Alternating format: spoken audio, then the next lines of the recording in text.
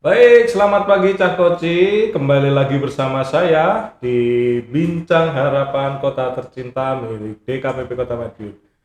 Hari ini kita Koci kedatangan seorang tamu yang istimewa, yang sebelumnya mungkin berbeda dari sebelum-sebelumnya ya. Kalau sebelumnya kan dari petani, penyuluh, terus dari BMKG dan lain-lain. Ini berbeda, sesuatu yang berbeda. Tapi ini sangat berkaitan sekali dengan pertanian maupun peternakan dan perikanan. Siapa dia? Kita akan mengenal dengan Mas Timothy. Oke, Mas Timothy ini sebagai apa? Terus dari mana? Bisa diperkenalkan dulu. Monggo Mas Timothy.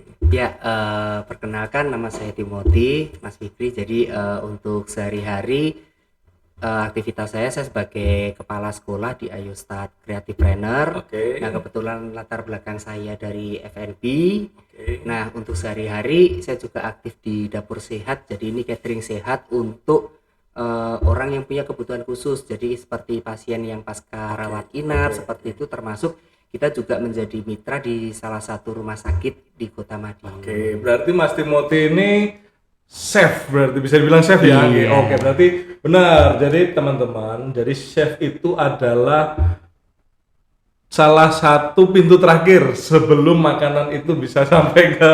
Iya. Nah, ada chef ini juga mempertimbangkan terkait nutrisi tadi Mas ya, Betul. dan lain-lain. Wah, ini sebuah perbincangan yang asik nih. Bisa dijelaskan Mas Timothy, bagaimana ketertarikan Mas Timothy itu terhadap dunia F&B, terutama ketika menjadi chef. Apa yang mendasari Mas Timothy itu kok pengen terjun sini? Kan ada nih profesi yang lain, tapi kan profesi chef itu kan wah ini sangat jarang sekali seperti Iya. itu. Monggo bisa dijelaskan. Ya, jadi awalnya sih dulu berangkatnya dari hobi ya. Hobi Dari masak hobi nih, masak. oke. Iya, cuman kan namanya anak muda hobi masak ya seadanya gitu kan. Iya. Cuman ketika kita masuk semakin dalam ternyata semakin banyak hal yang kita pelajarin. Ternyata Oke. berbicara masak itu kita tidak hanya berbicara oh makanan enak, enggak. Ternyata di dalam itu ada fungsi dari makanan, bagaimana kita develop makanan, bahkan ketika masuk ke bisnis, ke industri makanan itu ternyata ada hal baru lagi gitu. Jadi Oh, ternyata gitu. menarik gitu. Akhirnya ya udah kayak yang awalnya hobi jadi terjebak gitu. saya dulu juga sebenarnya hobi masak Mas, waktu di kontrakan di Malang karena kan keterbatasan kan anak kos. Ya. Akhirnya kita masak sendiri. Tapi ya masakannya saya itu aja, paling sayur sop, yang penting sayur masuk gitu aja. Oh iya. Gitu. Oke Mas Timothy, gini, melihat dengan profesinya Mas Timothy ini kan sebagai chef nih, Iya. sebagai chef harus mempertimbangkan dengan nutrisi yang ada. Nah, Yes. menurut Mas Timothy nih, bahan baku nutrisi yang ada di Kota Madiun itu apakah sudah mencukupi? Katakan dari segi sayurnya, dari segi olahan ternaknya, olahan ikannya, apakah sudah disebut layak untuk bisa disebut ini nutrisi yang cukup seperti itu? Menurut sudut pandang Mas Timothy, monggo. Oke. Kalau berbicara basic tentunya sudah ya karena semua kebutuhan secara apakah ini hewani ataupun nabati, Ya. bahan-bahan itu sudah tersedia lengkap di Kota Madiun. Ah. Nah, kalau kita flashback perjalanan dari kuliner di Madiun, hari ini kita bersyukur karena banyak bahan-bahan yang di Kota Madiun ini sudah tersedia lengkap gitu. Tapi kalau kita flashback 10-15 tahun yang lalu itu susah banget loh cari bahan-bahan di Madiun itu. Susah banget. Susah banget, Om. Kita harus melalang buana dulu kan, Iya. keluar kota dulu. Iya, jadi saya ingat 15 tahun yang lalu itu saya lagi trial nih, lagi starting pingin making something di Madiun, mau bikin kuliner di Madiun. Iya. Itu saya cari bahan-bahan pendukung itu kayak herb dan macam-macam susah banget. Bahkan kalau hari ini teman-teman mungkin melihat oregano itu di Indomaret aja udah biasa ada gitu kan ya. udah biasa. Nah, udah hal yang biasa. Itu dulu 15 tahun yang lalu kita harus datengin dari Surabaya. Oh, Kayak gitu. gitu. Ya, terus semisal kita bisa produk olahan kayak butter gitu ya. Dulu gak ada Madiun gitu. Tapi hari ini semua udah lengkap. Alhamdulillah, berarti ketahanan pangan Kota Madiun terutama untuk stok makanan atau bahan-bahan makanan yang dulu tidak ada, sekarang sudah ada. Mungkin Sudah ada, ya. mungkin dulu kenalnya mungkin kulup, kulupan untuk pecel mungkin ya. Ya, ya. Sekarang udah lengkap, bahkan teman-teman yang dari beberapa daerah di sekitar Madiun pun juga mereka harus seringkali carinya ke Madiun. Oke. Baik. Terus ada momen atau pengalaman tertentu nggak selama Mas Timothy itu menjadi seorang chef? Mungkin di wilayah Kota Madiun ada pengalaman yang cukup bisa membuat Mas Timothy itu merasa, wah ini baru saya temukan nih di Madiun seperti itu. Bisa, monggo. Oke, kalau kita bicara Madiun itu yang unik itu kan kultur ini ya, kulinernya ya. Jadi kalau kita bicara Madiun itu kan kota pecel, Oke. ya kan? Yang mana ini makanannya dimakannya 24 jam. Betul. Jadi kita mau pagi ketemunya pecel, nanti siang ketemunya pecel gitu.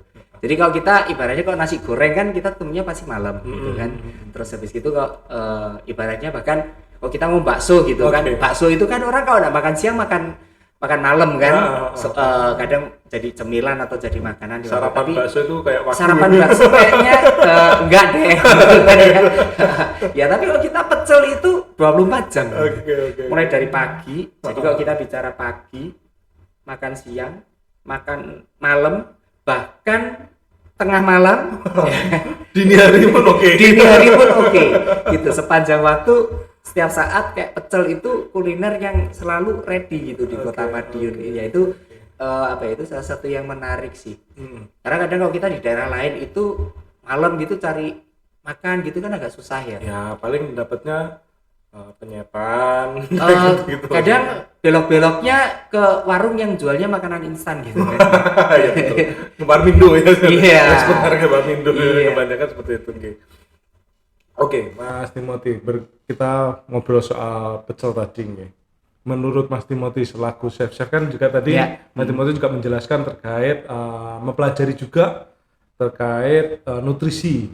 Kalau pecel sendiri itu menurut Mas Timothy sudah cukup apa belum? Kalau kita bicara pecel ini kan teknis ya. Jadi pecel ini kan terdiri dari karbohidrat dan sayuran. Oke, berarti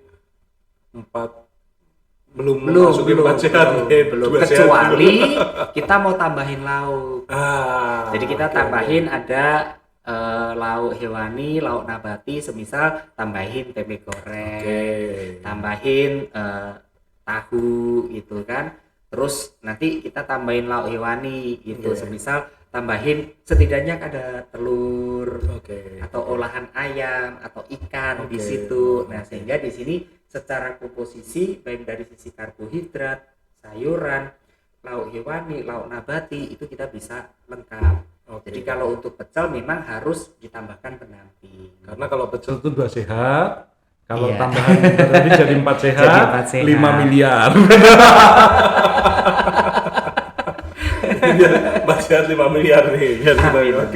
Oke, Mas Timothy, berkaitan dengan tambahan nutrisi tadi. Kalau menurut Mas Timothy nih, hal yang mudah untuk dikonsumsi selain protein dari hewan itu apa alternatifnya? Kan kadang sekarang kan kayak telur nih kadang kan fluktuatif. Terus gampang rusak juga. Terus kalau daging kan kadang kita juga proses penyimpanannya kan, saya baca di Google kan kalau daging itu penyimpanannya kurang tepat, nutrisinya juga kadang bisa hilang. Nah, alternatif untuk itu apa katanya?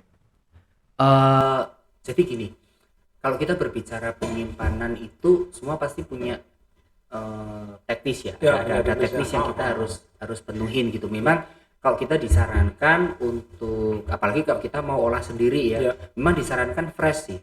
Disarankan fresh. Kenapa? Karena terlepas dari dimana produk-produk fresh ini pasti lebih sehat, ketika kita olah pun nanti secara kualitas rasa yang dihasilkan pasti juga lebih bagus.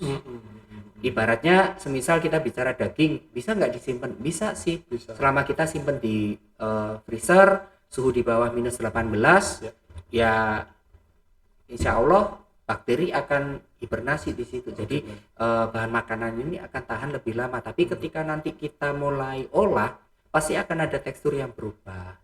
Kalau terlalu lama di proses itu. berarti disarankan sama Mas Timothy ini kita cari nutrisi yang benar-benar fresh ya. Fresh disarankan. Kalau fresh itu kan kebanyakan saya lihat Mas ya, Ya. kalau daging kan kita nggak tahu nih nyembelihnya kapan. Ya, Tapi kalau yang saya benar-benar lihat itu kondisi protein yang fresh itu rata-rata dari ikan. ya. Jadi tinggal serok, matiin, langsung Ya. goreng. Itu apakah jadi sebuah salah satu alternatif Iya, baik juga itu untuk ikan? itu salah satu alternatif kenapa kita juga banyak memasukkan variasi menu ikan di cateringnya kita. Jadi karena kalau ikan itu dikirim ke kita pasti kondisinya masih hidup. Oh, masih hidup. Ya. Kan kalau daging kan nggak mungkin ya sapi masih hidup Iya. gitu. Masa sapinya dibawa ke restoran gitu kan nggak mungkin ya. Ya, jadi kalau ikan itu datang kita posisinya hidup. Nanti kita begitu Oke. datang kita langsung olah. Oke, jadi kandungan nutrisinya masih terjaga benar-benar. Masih bagus. Iya, Jadi iya. kondisi dagingnya, teksturnya masih bagus sehingga nanti ketika kita olah pun rasa yang kita sajikan juga lebih baik. Oh gitu. Iya, karena ini sih kita sebelum kita berbicara makanan ini rusak ya. Ketika bahan makanan ini udah mulai nggak fresh, itu setidaknya dia akan ada aroma yang mengganggu. Satu, yang kedua terus ketika dia belum sampai rusak pun itu gurihnya pasti akan hilang. Kalau bahasa ngetrennya juicy-nya Oh, ya. juicy-nya. Jadi mau kita bicara daging sapi, Oke. ayam, ikan itu kalau udah nggak fresh itu yang pertama kali pasti juicy-nya udah nggak dapet. Jadi kalaupun nanti kita olah nih, Ya. jadi kayak kapan hari kita bikin olahan sup kan Sup pakai ikan di sini ya. kan kemarin. Nah, Oke. itu kalau ikannya nggak fresh itu pasti nanti gurihnya nggak dapet gitu. Kaldu ikannya. Kaldunya nggak Oke, dapet. oke. Nanti rasanya pasti nggak enak. Gitu. Iya, ya makan ikannya dapat gitu, tapi rasanya nggak oke gitu. Kalau gini, kalau menurut Mas Timothy sendiri berkaitan dengan ikan, kalau dengan perikanan darat kan di Madiun kan jauh dari laut, Mas. Ya, ya. Otomatis kan untuk ikan laut ya mungkin harganya lebih agak sedikit pricey mungkin Ya. ya, dan carinya susah sekali, harus di supermarket ke pasar tradisional pun pasti dalam kondisinya sudah tidak hidup seperti itu Ya. kan.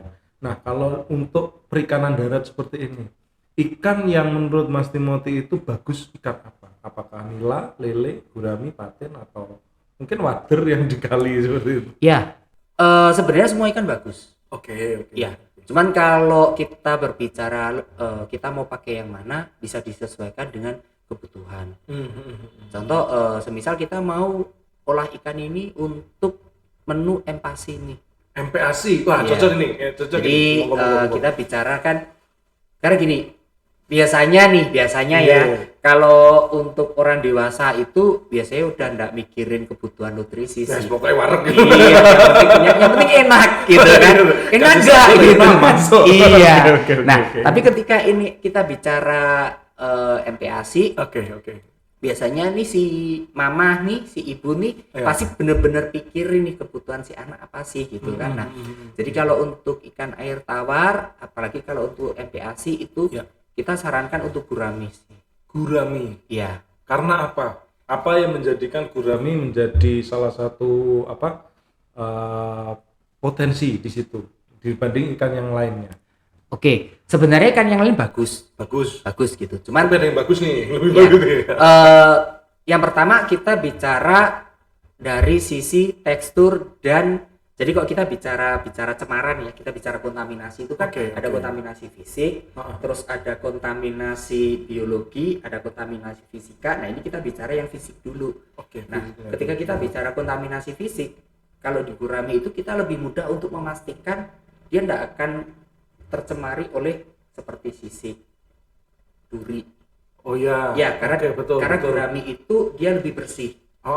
Jadi dia tidak ada duri-duri kecil apa itu, dia enggak ada yang itu. Jadi kalau ini kita mau File. Ya, oke. kita mau olah untuk MPASI itu lebih aman. Jadi gini sih, saya biasanya pola-pola yang saya pakai sebelum kita berbicara enak, sebelum kita berbicara nutrisi, kita bicara aman dulu deh. Aman Keamanan. dulu. Iya.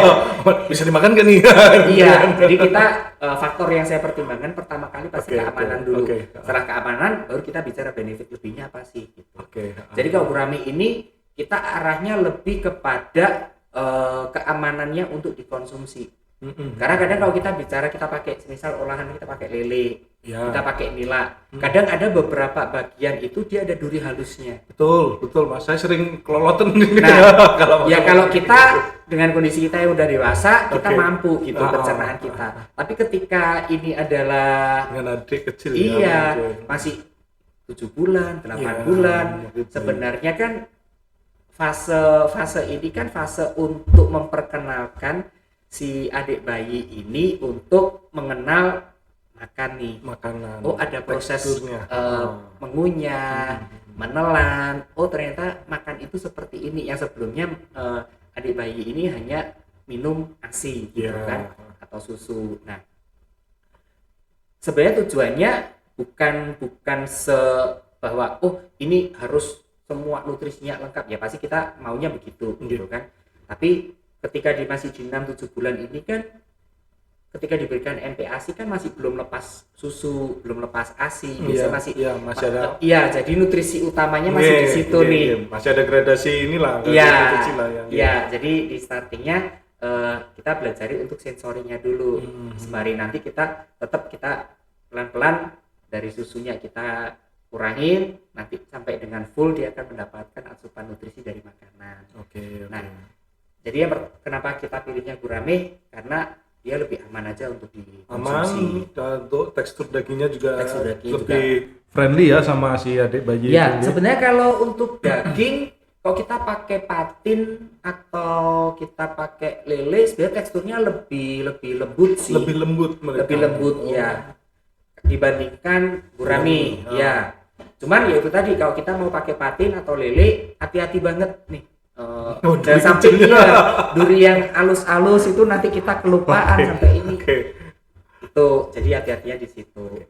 Jadi teman-teman ya, untuk yang punya adik-adik bayi disarankan tetap makan ikan tapi dipilih, bukan seperti kita. Kalau kita kan dikasih sambal, dikasih kecap, oke, masuk semua. Tapi kan untuk adik-adik bayi disarankan dari Mas Timothy selaku chef yang sudah punya pengalaman atau experience yang lebih daripada kita, disarankan untuk ikan gurame karena kecenderungan dari faktor aman gitu. Jadi kita harus fokus ke aman juga, lepas dari duri-duri kecil, terus teksturnya masih bisa diterima sama adik bayi seperti itu. Jadi gemar ikan ini bukan lagi untuk masyarakat dewasa, tapi sudah bisa ke adik-adik kecil, Mas ya. Iya. Oke, berarti justru harusnya mulai dari kecil.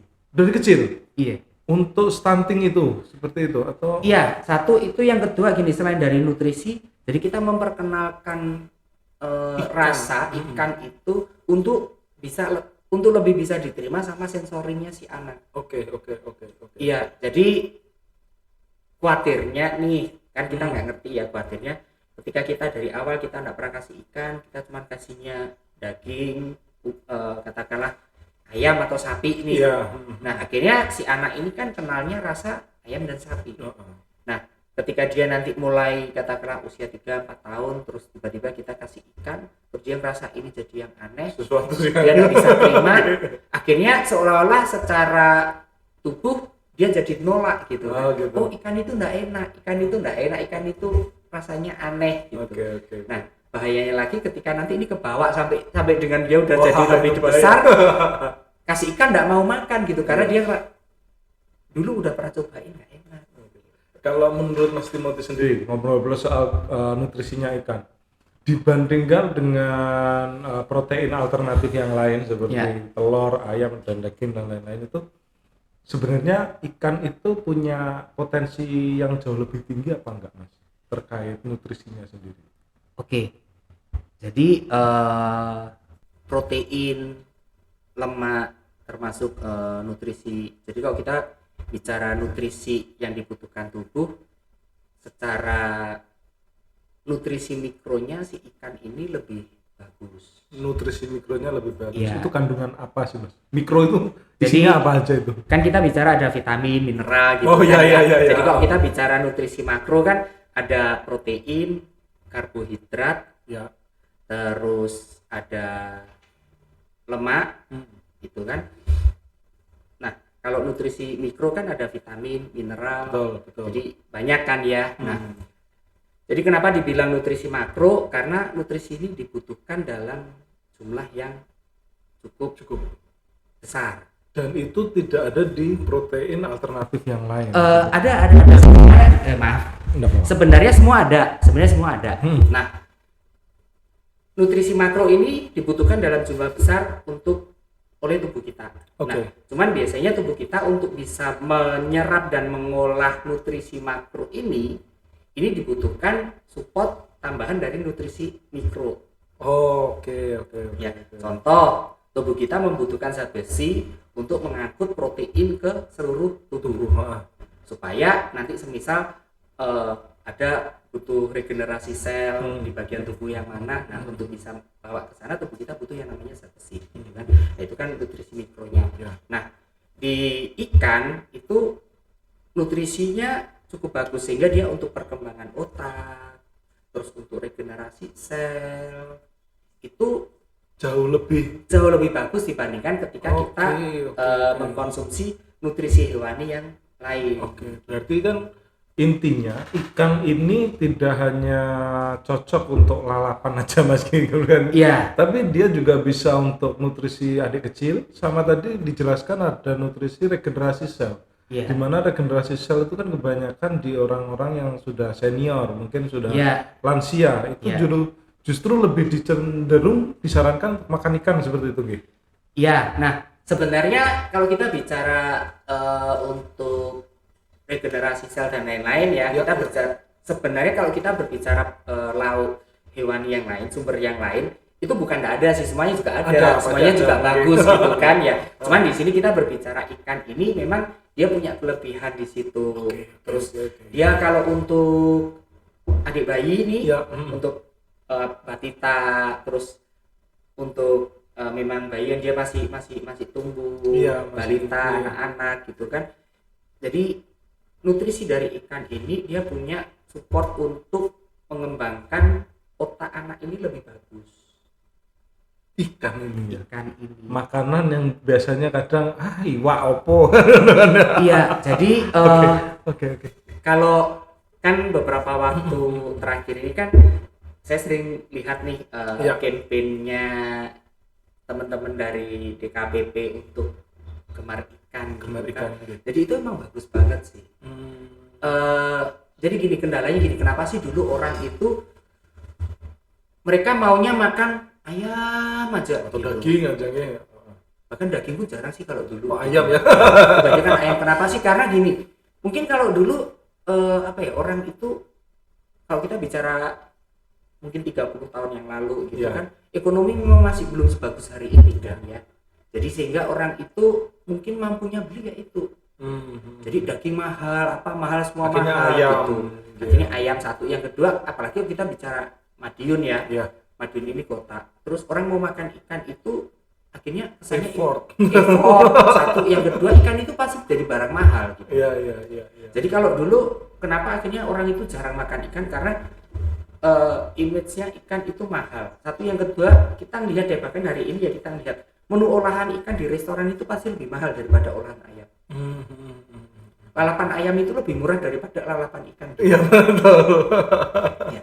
Nanti akhirnya baru kita bisa dapat agak murah itu kalau ketemunya sama lele gitu. Oh, betul. Berarti kan masih bisa karena lele juga oke gitu. Ya, lele juga oke gitu. Nah, jadi balik lagi sih, sebenarnya kalau orang itu maksudnya mau dapat nutrisi yang lebih bagus sesuai dengan campaign-nya dari teman-teman di KPP itu, gemar ikan itu sebenarnya ini juga bisa memperbaiki kebutuhan nutrisi dari masyarakat kita di Kota Madiun. Sebenarnya dengan kondisi Madiun seperti ini, perikanan darat itu juga menjadi salah satu alternatif, Mas, kayak seperti kita konsumsi lele, terus nila, gurami itu sudah hitungannya sudah cukup ya untuk Iya. nutrisi kita itu sudah cukup gitu. Dan itu Satu, bisa secara disiapkan. nutrisi cukup, yang kedua dia mudah didapat, Mm, mm, mm. harganya terjangkau Jauh lebih terjangkau malah. dan fresh. Betul. Iya kan? Oke. Iya, kalau kita ambilnya ikan laut, nah mungkin dong kita dapatnya. Oh iya betul.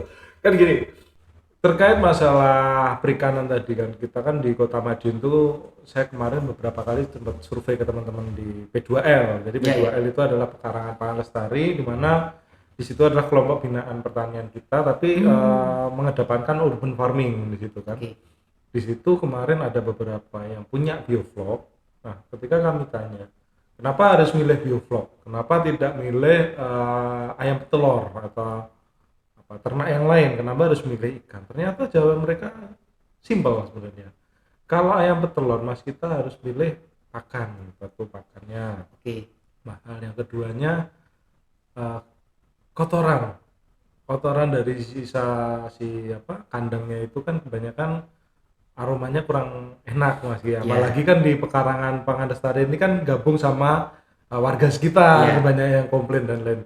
Akhirnya mereka banyak yang milih ke bioflok karena satu apa namanya tidak ada limbah yang sisa. Jadi airnya bioflok ternyata sama mereka itu dipakai untuk siram tanaman. Jadi Iya, jadi iya. tanamannya juga buka tanamannya ini bisa mendapatkan nutrisi cepat. Karena kalau pakai kohe ayam Iya, itu iya. harus ada proses fermentasi dulu. Ya, Tidak boleh langsung dimasukkan karena betul. akan menjadi penyakit bagi tanamannya Betul. sendiri. Dan proses fermentasinya pun harus hati-hati supaya tidak tumbuh jamur. Betul, seperti itu. Akhirnya Iya. mereka cenderung memilih bioflok karena dan itu jauh lebih cepat ternyata.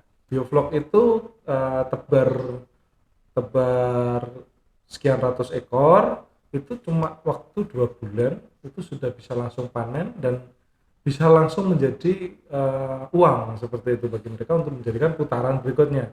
Dan ada beberapa P2L itu yang cenderung memilih gurami. Ketika saya tanya kenapa kok pilih gurami nggak pilih ikan yang lain, karena ternyata gurami itu bagi mereka adalah sapi air ternyata. Jadi Betul. limbah-limbah daun-daun dari daun-daun dari kebun, sisa-sisa sayur mungkin kan sawi, ada yang bolong-bolong dan lain-lain, kalau dijual kan kurang menarik kan kali. Iya. Nah, itu dilempar lagi ke si ikan. Ternyata di situ ada sirkulasi, ternyata ada integrated farming mini di situ ternyata. Ya. Jadi di situ makanya kita melihat potensi perikanan di Kota Madiun itu sebenarnya sudah cukup baik ya. Cuman untuk kita mengenalkan proses itu tadi menjadi habit Kota Madiun untuk konsumsi makan ikan. Karena kan kalau di Jawa kan kita mesti ditanyai lauk kan mesti iwak, Mas. Kan iwak kan bahasa Indonesianya kan ya ikan, bukan mau lauknya sapi, mau lauknya ayam, tempe, pasti ngomongnya kan iwak tempe, iwak ayam, iwak peyek, sampai ada lagunya seperti itu. Jadi potensi perikanan kita itu sebenarnya sudah cukup sih, Mas, terutama untuk ikan. Tapi bagaimana cara kita untuk mengenalkan itu? Mungkin Mas Timothy nih, kan saya lihat di bajunya ada Ayo Start nih, Mas. Iya. Nah, Ayo Start itu apa sih, Mas? Apakah itu juga salah satu ajakan untuk ayo ngolah ikan seperti itu atau seperti apa? Oke, gini. Jadi Ayo Start ini secara teknis kita ini lembaga pelatihan kerja. Oke. Sebenarnya. Nah, cuman memang dari starting awal kenapa kita ambilnya namanya jadinya Ayo Start, karena memang kita ini lebih ke kreatif planner. Oh, kreatif planner. Ya, jadi kayak kita lebih banyak untuk ajak teman-teman yang kepingin memulai jadi pengusaha. Nah, semisal ada yang pingin buka rumah makan, atau pingin mulai usaha clothing, atau kepingin usaha di digital marketing, terus sekarang yang lagi rame untuk online shop kayak gitu. Nah, gimana sih cara mulai bisnis di Ayo Start ini itu? Nah, kan biasanya orang-orang bingung kan, untuk orang yang masih memang dia awam ya, terutama dia tidak berasal dengan latar belakang keluarga pebisnis gitu. Betul, kan. Semisal keluarganya, latar belakang keluarga semuanya profesional nih. Orang tuanya dokter, bapaknya dokter. nanti ibunya katakanlah pegawai negeri, Iya. nah otomatis kan tidak ada yang berbisnis. Tidak ada iklim bisnis di situ. Nah, Wah, terus itu. ketika dia kepinginnya berbisnis, nggak ngerti kan harus Iya. gimana, nah itu bisa gabung sama kita, nanti kita bisa dampingin dan kita udah ada ekosistemnya juga Oh di gitu, situ. berarti sudah ada ekosistem termasuk F&B salah satunya. Iya, salah F&B, satunya F&B. terus yang melideri Mas Timothy ini Iya. sebagai chef seperti Iya. itu. Oke, Mas Timothy, kita ngobrol terkait kegiatan kita yang mungkin beberapa hari yang lalu ya terkait Ya. gemar ikan. Nah, gemar ikan. Gimana pendapat Mas Timothy terkait gemar ikan ini? Apakah ini menjadi salah satu kegiatan yang cukup bermanfaat ke semua orang mungkin ya? Iya, iya. Pengenalan ikan itu, monggo. Oke, kalau menurut saya kegiatan itu cukup bagus. Karena kemarin setelah selesai, saya sempat ngobrol-ngobrol dengan beberapa ibu-ibu. Iya. Kan kebetulan kemarin memang yang hadir kan ibu-ibu dengan anak usia di bawah 5 tahun kan. Sama hamil. Ya, dan ibu-ibu yang hamil. Jadi waktu saya tanya gimana gitu, oh ternyata ikan itu dibikin sup pun enak loh, nggak amis loh, nggak gini. Ibaratnya lidah kita tuh bisa terima itu yang pertama. Masih oke lah ya. Masih oke. Yang kedua, ternyata nutrisinya bagus banget gitu. Jadi apalagi untuk ibu hamil Ya. gitu kan, untuk proses pertumbuhan janin itu itu sangat bagus banget. Nah, dan yang ketiga, ternyata nggak harus mahal. Bisa di Bisa. kolam tetangga diambil bisa. Minta Jadi, tapi ya. Kadang memang balik lagi seperti yang tadi. Dulunya itu seringkali orang tidak mengkonsumsi ikan karena ikan ini mahal. Ya. Jadi ya budgetnya tidak sampai gitu untuk Iya. untuk belanja ikan gitu. Tapi ternyata hari ini ikan itu harganya udah sangat terjangkau. Bahkan kalau kita mau pakai lele atau nila itu kan lebih murah loh daripada ayam. Sekarang itu Mas, kalau di lalapan 10.000 itu ayam sudah ditolak. Gak iso Mas, tambah 2.000 kan. Iya. 12.000 cuma dapat satu potong, sedangkan lele untuk harga nominal 10.000 itu kadang dapat ada yang 2 ekor seperti Iya. itu. Jadi kalau untuk beberapa jenis ikan kayak lele, kayak nila itu harga per kilonya kita langsung di pasar aja itu lebih murah. Sehingga kalau kita berbicara ini kita mau masak di rumah nih buat keluarga nih, Oke. kan pasti ada anggaran ya. Oke. Jadi apalagi hari ini hashtagnya kan intis ekonomi gitu. Nilai ekonomi ya. Ya kan gitu. Jadi kita harus benar-benar bijak kan. Oke. Gimana caranya kita ini hemat, kita bisa atur keuangan kita Ya. untuk masak di rumah, tapi kita bisa kasih nutrisi yang terbaik nih buat keluarga nih. Salah satunya dengan ikan itu tadi. Iya, jadi kita bisa rekomendasikan ke teman-teman ketika mau kasih daging untuk lauk hewaninya, ikan ini bisa jadi salah satu alternatif pilihan. Memang kalau pagi, siang, sore ikan terus 7 kali, ya bosan ya. Oke. Tapi ketika kita mau atur untuk anggaran yang lebih bijak nih Iya. untuk pengeluaran belanja dan untuk memberikan nutrisi yang terbaik bagi keluarga, ikan ini bisa jadi skala prioritas, bukan hanya alternatif, tapi langsung bisa skala- jadi prioritas. Oke. Kenapa? Karena balik lagi dibandingkan ayam, dibandingkan sapi, ikan itu jauh lebih murah. Sementara kita bisa kasih nutrisi yang Maksimal. maksimal. Oke. Mas, kalau terkait nutrisi tadi, bentuk pengolahan ikan yang baik itu seperti apa? Apakah dibakar, digoreng, atau dijadikan apa kayak nugget-nugget kecil-kecil atau apa? bisa dan jadi lain-lain? olahan. Ya, olahan itu. Oke, Yang gitu. baik yang seperti apa sih? Biar teman-teman tahu. Oke, gini, kita bicara secara baiknya dulu. Jadi kalau baiknya dulu, ya kita menyarankan ikan ini bisa dikukus atau direbus. Baiknya dikukus atau direbus. Ya. Oke. Yang kedua, ikan itu sebenarnya gini, kita berbicara teknis dalam hal memasak ya. Iya. Jadi ini yang kita mau lurusin nih. Oke. Nah, jadi menariknya nih, ini tips tambahan nih. Oke. Jadi kalau nanti Oke. ada yang nonton, ada ibu-ibu yang dia biasa Oke. masak di rumah ya. Jadi gini, hilangkan mindset bahwa segala sesuatu itu harus dimasak dengan suhu tinggi. Oh gitu ya. Berarti Ya, contoh kalau kayak tadi kan Mas Fikri bilang waktu kuliah masak sop nih, gitu kan? Saya yakin pasti masaknya sampai airnya mendidih. betul. Pokoknya gak mantep kalau ayam Iya. nggak kayak kebakaran gitu. Iya, seolah-olah kalau belum mendidih berarti belum Matang. matang. Betul. Iya kan? Itu yang kami mindsetnya dari dulu. Iya, mungkin. padahal nggak harus begitu. Karena ketika ini makanan ini diolah dengan suhu yang terlalu tinggi, akhirnya akan banyak nutrisi yang rusak. Oh, oke. Sementara ikan ini dia hanya membutuhkan, jadi titik aman untuk memasak ikan itu suhunya hanya di 65. Cukup di 65. Cukup di 65, tapi ini suhu ikan ya, bukan suhu airnya ya. Iya. Jadi kalau kita ngerebus ikan nih, ini airnya, ini ikannya gitu kan. 65 itu bukan airnya tapi suhu ikannya. Jadi nanti kayak kita kalau bikin masak daging, kadang kan Iya. ada yang termometer Iya, ada ditusukin nih. termometer nih, Nah, gitu. jadi 65 derajat itu udah cukup Sudah. untuk ikan ini aman dikonsumsi. Nah, jadi bisa dikukus atau direbus dan tidak harus dengan suhu tinggi.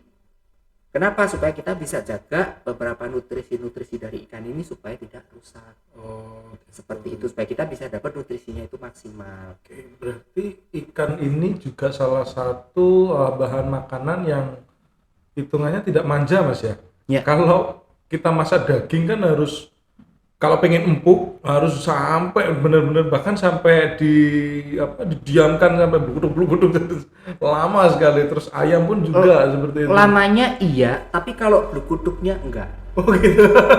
Nah kan banyak tips kan kalau nonton podcast. Oke.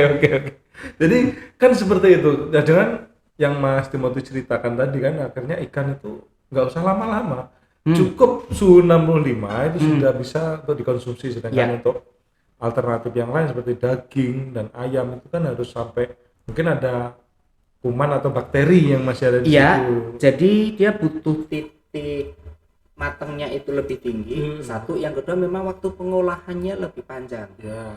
Contoh, semisal kita mau bikin sup dari ikan. Dari ikan ya.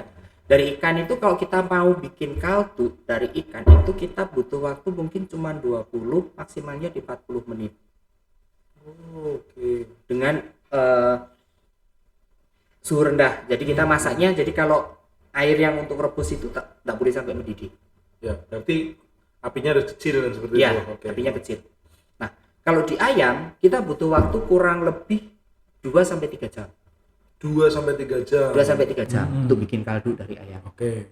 Kalau sapi dari Kalau daging, sapi, kita mau bikin kaldu dari sapi kita butuh 4 sampai 6 jam. Oh. Perbandingan yang luar biasa, Mas ya. Iya. Ikan cuma 30 menit sudah Iya. selesai. Ini harus berarti hemat gas loh, Mas ya. Satu, hemat gas, betul. Betul, karena memang tekstur ikan kan lebih lunak ya, Iya, lebih mudah oke, untuk oke. diredus, untuk diambil sarinya gitu. Oke. Makanya butuhnya cuma 20 sampai maksimal di 40 menit itu kita udah dapat kaldu yang bagus dari ikan. Baik, teman-teman, berarti ibu-ibu terutama yang di indis ekonomi era serba serba lagi merah semua ini ya toh. Gas adalah salah satu juga sumber menyalanya dapur ini, Mas ya. Iya. Tapi dengan ikan kita bisa menghemat itu semua. Kalau ibu-ibu mungkin di dapur dengan sapi mungkin bisa sampai 4 jam, Iya. gas nyala terus kan. Ini juga 30 menit aja selesai. Sudah kenyang, nutrisi keluarga sudah cukup. Berarti ikan itu sebuah alternatif yang alternatif yang sangat manusiawi juga, Mas, ya, ternyata. Iya, jadi banyak Indis ekonomi era. iya banyak sisi positifnya sih kalau kita mau. Makanya kemarin ketika dari DKPP ada mencanangkan program Gemar Ikan, kita lihat bagus nih. Oke. Kemarin waktu ngobrol sama ibu-ibu juga ketika kita bahas, ibarat kita mulai ngobrol personal, person to person nih dengan ibu-ibu yang datang itu, sharing ternyata banyak juga loh ibu-ibu itu yang belum tahu gitu bahwa ternyata satu, ikan ini manfaatnya lebih bagus. Yang kedua, ternyata ikan itu murah. Ya, itu. Ya kan? Yang ketiga, ternyata ngolah ikan itu mudah. Gitu kan? Murah, mudah, terus apa lagi? Gampang gitu ya. Nutrisinya lebih bagus. Iya, murah, mudah, manfaat. Oke, 3M berarti ya. Oke, itu tadi sing terkait olahan terkait rebus Mas ya. Ya. Kalau seumpama nih, katakan ibu-ibu ada atau teman-teman yang lain ada, aku gak kulino lah makan rebus-rebusan. Mungkin ada yang biasa dari kecil mungkin makan di luar rebusan atau goreng atau Goreng atau panggang. bakar, oke. Nah, dari segi gizi nih, menurut Mas Timothy, baiknya yang mana? Panggang bakar atau goreng seperti itu Oke. untuk konsumsi ikannya? Ya, jadi kalau sudah bicaranya digoreng atau dibakar, saya tidak akan berbicara mana yang lebih baik. Karena kalau ditanya lebih baik, ya balik lagi rebus atau rebus saja. Ya kok kita ibaratnya gini, kita memang yang kita kejar ini nutrisi ya. Iya. Jadi kita prefer ke rebus atau kukus. Okay. Nah, kalau bakar atau goreng itu pilihannya adalah mana yang lebih enak. Gitu aja. Ya dong. Iyalah. Udah nggak usah mikir nutrisi. Iya. Enak, murah. Iya, jadi kalau kita udah bicaranya bakar atau goreng, kita udah bicaranya lebih enak yang Taste mana, saja, gitu. iya. Ya, akhirnya larinya nanti ke selera. Oke. Ya, tips sedikit sih kalau biasanya untuk ketika teman-teman mau bakar ikan nih, Ya kan biasanya kan, wah lagi malam tahun ya baru mau bakar-bakar, mau bakar ikan biasanya Iya. nanti keluhannya adalah amis gitu kan ya. Betul. Nah, jadi kalau tips untuk teman-teman kalau mau bakar ikan, jangan langsung dibumbuin dulu, Biarkan aja. bakar dulu aja. Oh, bakar dulu Bakar tanpa dulu aja. dimarinasi, tanpa diapa-apain itu. Kalau untuk bumbu semisal gini, untuk bersihin bisa pakai air jeruk nipis atau pakai air cuka. Ya. Untuk cuci lemak-lemak kotor yang di luar, terus Ya. nanti bisa marinasinya cukup garam. Mm-hmm. Habis itu bakar dulu sedikit. Bakar sebentar. Bakar sebentar, apinya tidak perlu terlalu tinggi. Ya. Fungsinya nanti untuk buang lemak-lemak yang luar nih. Oh, biar lebih ini ya, lebih Jadi sehat lagi kalau ya. karena itu yang bikin amis. Oh, bukan lebih sehat tapi biar nggak amis gitu. Oh iya, biar lebih enak kan, balik lagi kita bilangnya kalau udah bakar, udah goreng, kita bilangnya mana yang lebih enak gitu. Jadi yang kita kejar sekarang udah rasa gitu kan. Jadi kita bakar dulu. Nanti kalau dia udah agak kering nih, baru kita masuk bumbu di situ, bumbu bakarnya baru masuk. Oh, biar lebih ini ya, lebih Ya. kaldunya itu lebih masuk lagi kan. Iya. Cara mengeluarkan kaldunya itu lewat itu tadi ya. Jadi kalau kita marinasi dulu, Mm-hmm. kadang bumbu yang dipakai sama teman-teman ini kan kadar airnya cukup tinggi. Ya kadang terlalu strong juga nih. Nah, ketika kita bakar, terus bumbunya kadar airnya cukup tinggi, kena panas, bumbunya mendidih. Nah, akhirnya ini ikan bakar memang nanti larinya harus sampai kering, keringnya lebih lama gitu. Oh gitu. Nah, tapi kalau ikannya ini kita cuman pakai garam, kita bakar dulu sedikit, nah dia kan bisa lebih keset nih. Jadi dia buang lemak-lemak yang di luar ini. Sama kalau ini orang biasanya kalau ngolah ayam atau daging biasanya kan di-blanch dulu, dicemplungin ke air mendidih sebentar. Betul. Buat bersihin dagingnya, angkat baru direbus kan. Iya. Nah, sama kalau di proses bakar, kita bakar dulu sedikit untuk buang lemak-lemak kotor yang di luar itu, yang nanti itu biasanya bikin ikan itu jadi amis. Kalau udah selesai, baru kita masuk bumbu. Oh gitu. Kita bakar, jadi juicy-nya lemak yang kotor ini kebuang dulu, baru bumbunya masuk. Kalau bumbunya masuk di awal, akhirnya nanti kemasak sama bumbunya, akhirnya ikannya jadinya amis. Itu tips terbaru dari teman-teman, dari Mas Timothy untuk teman-teman ya. Jadi kalau mau bakar ikan, biasanya kan teman-teman wah strike mancing kan, langsung bakar. lalu wah bakar kan, seperti itu kan. Jangan, pelan-pelan, santai aja, slow.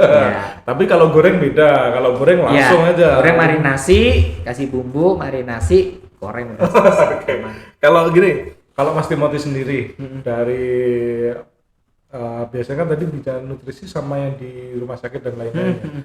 Kalau Mas Timothy sendiri nih, prefer cara pengolahan ikan yang seperti apa? Yang aku seneng karena alasannya ini. Monggo. Kalau saya sukanya tetap balik lagi steam, kukus. Steam. Bukan rebus. Bukan. Bedanya steam sama rebus itu apa sih, Mas? Kalau rebus kan dia masukin ke air mendidih nih.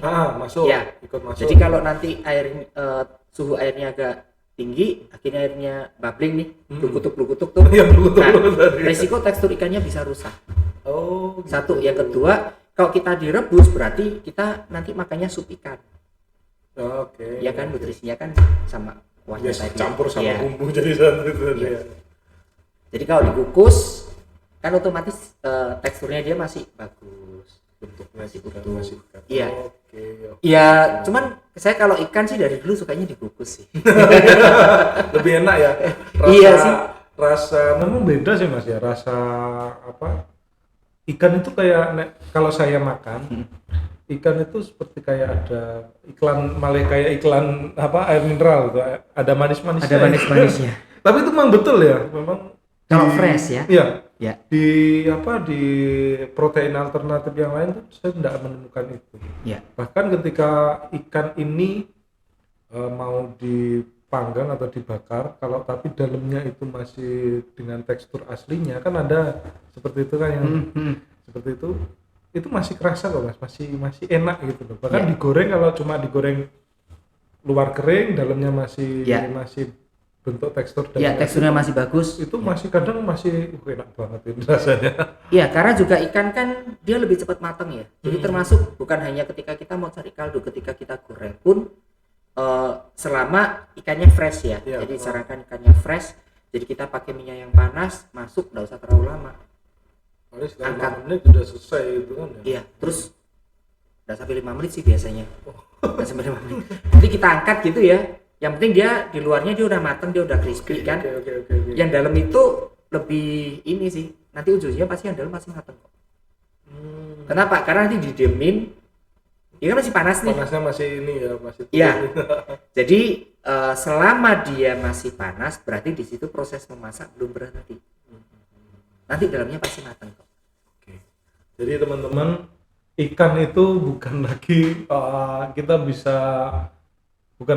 bisa untuk melihat sebelah mata, kita harus pandang dua mata ini ikan ini. Karena satu itu tadi murah, mudah, hemat gas. Nutrisinya juga lebih banyak manfaatnya ternyata ya. Jadi kita nggak usah bingung kalau ada teman-teman mau apa, ikan ayam ya pilih ikan aja. Gitu. Kalau ayam kita mungkin dapat sepotong, kalau ikan kan 1 ekor kadang-kadang seperti itu. Iya. Tapi untuk ayam itu kayaknya untuk ibu-ibu udah banyak yang ini deh, udah banyak yang paham. Oke. Kalau semisal ada alternatif antara ayam dan ikan, saya pasti pilih Sama istri saya kalau ke anak saya yang kecil itu masih umur 2 tahun, 3 tahun itu pasti kasih, kalau ada ikan pasti dia ambil ikan. Baru nanti untuk kalau enggak ada baru cari alternatif yang lain seperti itu. Mantap sekali Mas. Mungkin ini jadi gemar ikan ini mungkin bisa disarankan untuk setiap bulan ya mungkin ya, sosialisasi ke adik-adik TK terutama, apalagi kan sekarang lagi fokus ke MBG Mas ya. Kan kebanyakan MBG itu kan untuk proteinnya saya lihat dari ayam mungkin bisa diganti dengan tapi kemarin kayaknya ini sih dari Kota Madiun, dari Bapak Kepala Dinas DKPP ada usulan kok untuk memasukkan menu ikan. Dan kalau kita lihat di beberapa menu SPPG yang ada di Kota Madiun udah pada masukin ikan semua kok. Jauh lebih manfaat juga, dan ada seneng kalau ikan itu lihat. Nah ini akhirnya kan kita bicara ini jadi kayak peluang gitu juga buat teman-teman di UMKM. Semisal teman-teman UMKM di Kota Madiun ini ada yang kepingin cari income tambahan nih gitu kan, budidaya ikan ini bisa jadi alternatif. Oke. Kenapa? Terutama kalau kita berbicara gini, kalau untuk lele dan nila udah banyak yang ternak. Yang pertama, yang kedua polanya seperti apa teman-teman udah paham mungkin.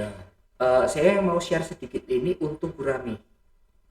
Jadi kalau teman-teman ini mau seperti tadi kan dibilang gurame ini adalah sapi yang hidupnya di air gitu. Iya.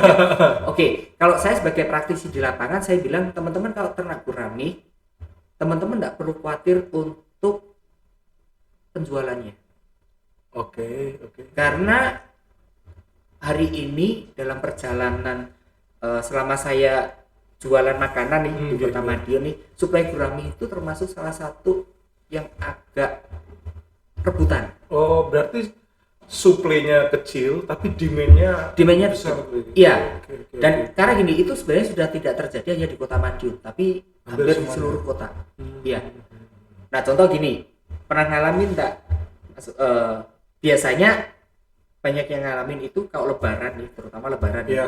Lebaran itu kan semuanya pada makan, semua rumah makan kuliner rame gitu kan.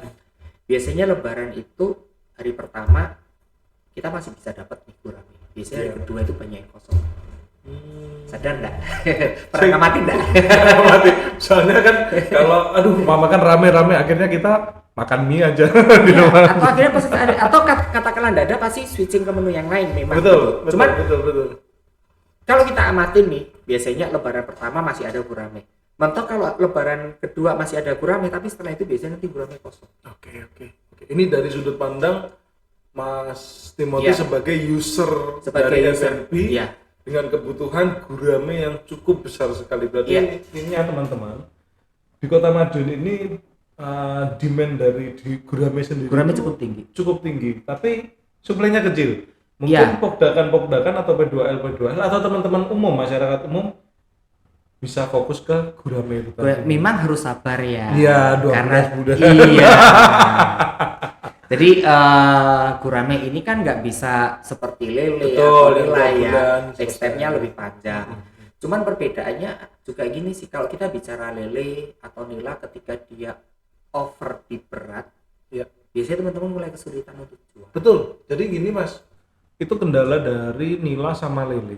Jadi kalau nila itu ada maksimal pasar itu ngambil. Jadi 1 kilo isi berapa itu maksimal. Setelah itu dia teman-teman nggak mau ngambil di pasar. Akhirnya dibuang ke pemancingan. Lele pun sama. Kalau sudah isi 4 maksimal isi 4 kalau nggak salah. Isi 4 itu kalau sudah di atas itu atau 1 kilo cuma isi 3, isi 2 itu kebanyakan pasar sudah nggak mau ngambil karena sudah terlalu besar katanya. Katanya terlalu besar sama tekstur dagingnya untuk dikonsumsi itu sudah berbeda. Iya, beda lagi. Akhirnya lari lagi lah ke pemancingan. Tapi kalau gurame ini sampai berat berapapun oke aja Mas. Kalau untuk rumah makan yang dia jual porsi personal atau jadi untuk porsi 1-2 orang biasanya dia pakai berat antara 500 sampai 600 on. 5 on sampai 6 on.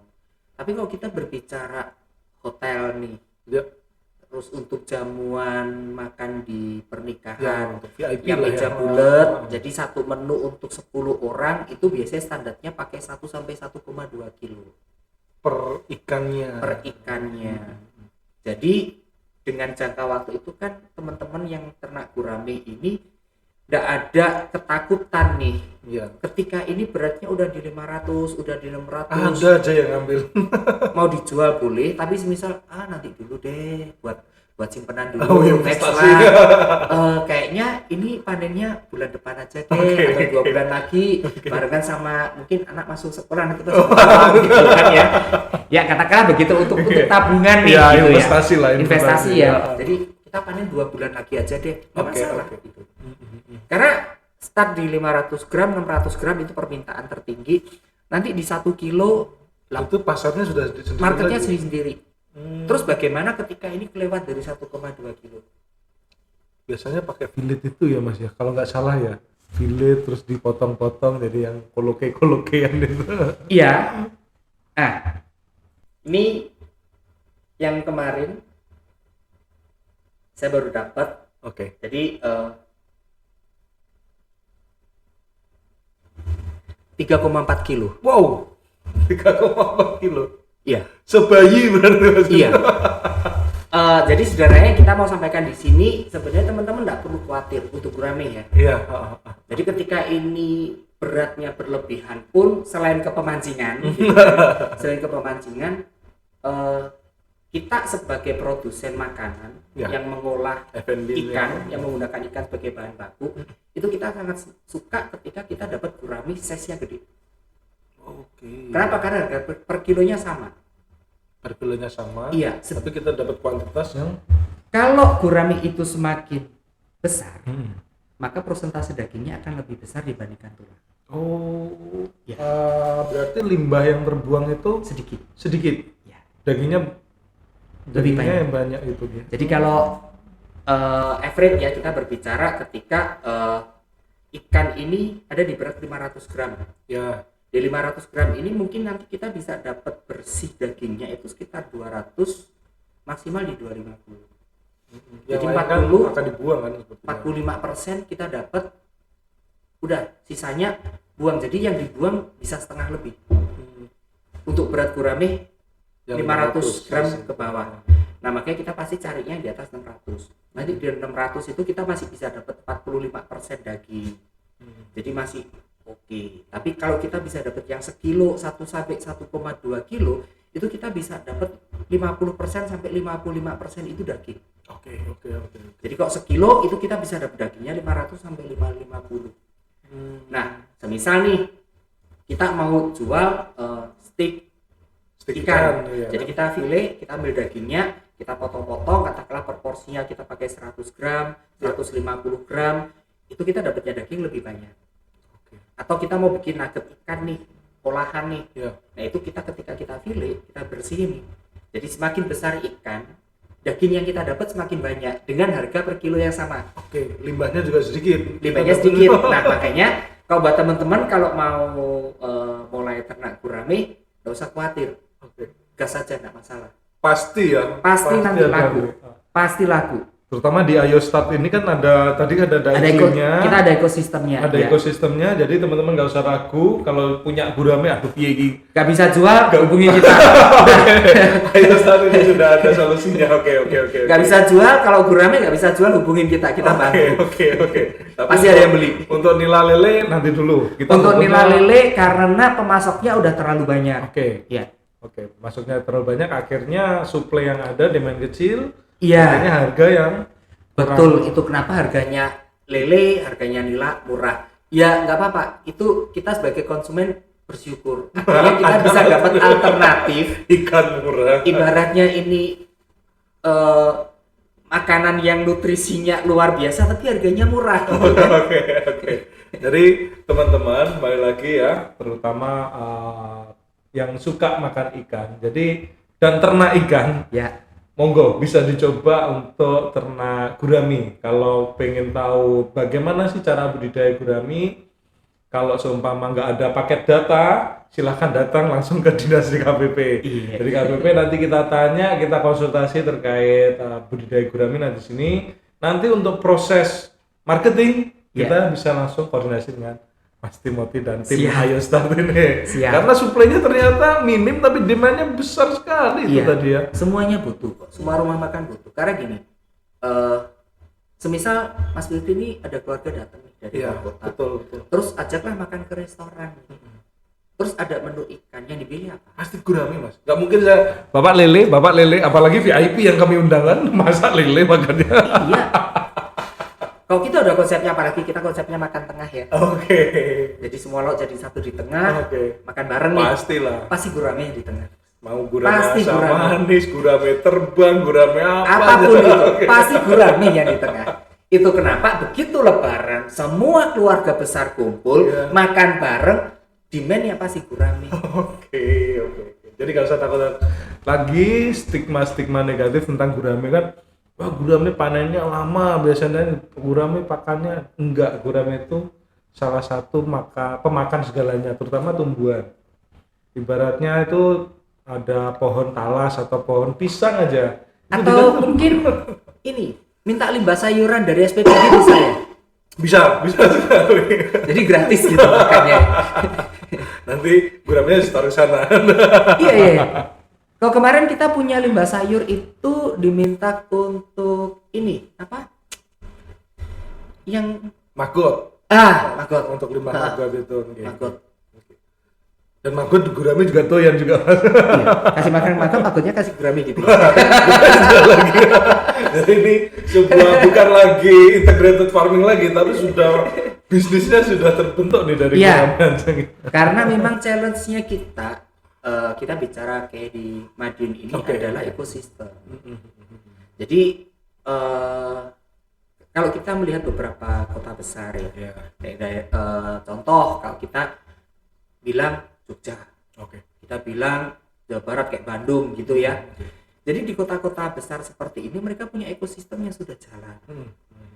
Bukan hanya demand supply tapi habit, mulai dari produsen, support produsen seperti peternak, supply bahan baku, sampai dengan konsumennya itu mereka bisa sudah jadi satu ekosistem gitu. Oke. Ada seringkali kita kalau melihat itu tren itu pasti munculnya dari daerah sana deh. Iya. Ya kan kayak kita bicara snack nih, semisal jajanan.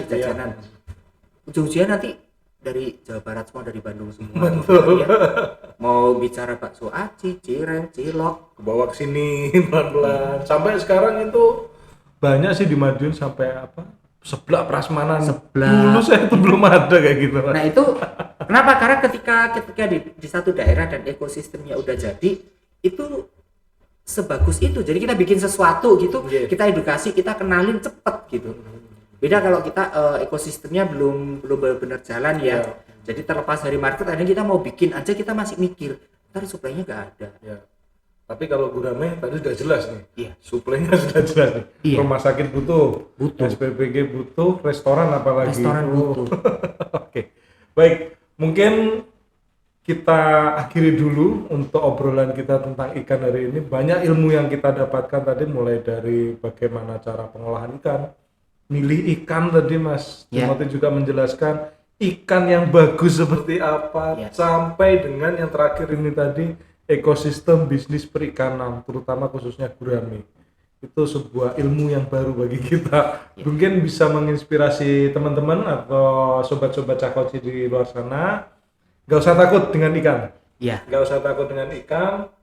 Ikan adalah solusi alternatif, bisa menjadi penolong indis ekonomi era. Mungkin Mas Timothy closing statement deh. Harapan Mas Timothy terhadap dunia perikanan di Kota Madiun. Monggo, silakan. Oke, jadi memang ada satu tantangan nih buat kita yang tinggal di Kota Madiun ini, ketika kita mau mengembangkan untuk ikan. Memang karena kita bicara kota ya, otomatis lahan itu kita nggak bisa dong bicara murah. Ya dong. Value ya seperti kampanyenya wali kotanya kita kemarin kan, dimana ya harga PBB di Kota Madiun ini harus tinggi, bukan untuk masalah di ini, tapi berarti nilai aset di warga Kota Madiun itu kan sudah harus bagus gitu kan. Nah akhirnya kan challenge-nya kita terus kalau kita mau pelihara ikan susah. Nah akhirnya kan ada solusi nih dari teman-teman DKPP. Oke, pakai Bivlog aja gitu ya. Nah jadi untuk teman-teman di Kota Madiun sekarang kalau mau ibaratnya budidaya ikan itu sudah, kalau yang kemarin itu jadi sebuah kesulitan, ada hambatan besar terkait lahan. Sekarang teman-teman dari DKPP udah ada solusinya. Jadi saya berharap untuk teman-teman yang ingin cari penghasilan tambahan, cari income tambahan, bisa datang ke DKPP Kota Madiun, bisa belajar banyak untuk mulai beternak ikan. Dan yang saya sarankan gurame ya teman-teman ya. Mas Timothy dan Ayo Start sudah siap ini. Gurame ya. Nah, memang nanti harus sabar, prosesnya memang panjang, tapi hasilnya manis kok. Enak kok. Jadi itu buat teman-teman yang ingin cari income tambah di situ. Sedangkan untuk ibu-ibu rumah tangga atau teman-teman semua yang lain juga, ayo kita mulai konsumsi ikan. Karena ikan ini adalah salah satu alternatif di mana kita bisa mendapatkan asupan nutrisi yang sangat bagus dengan harga yang sudah sangat terjangkau hari ini. Tidak semahal kita makan daging sapi, tapi secara nutrisi ini lebih bagus loh. Oke, terima kasih banyak Mas Timothy atas harapannya.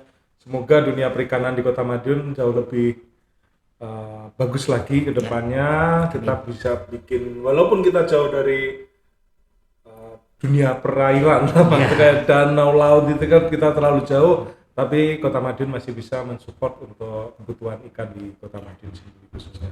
Terima kasih. Sekali lagi pesan saya, Inggris Ekonomi Era, jangan takut makan ikan. Seperti itu. Terima kasih banyak Mas Timothy atas ilmunya. Semoga ke depan kita bisa jumpa lagi dalam kondisi yang jauh lebih baik.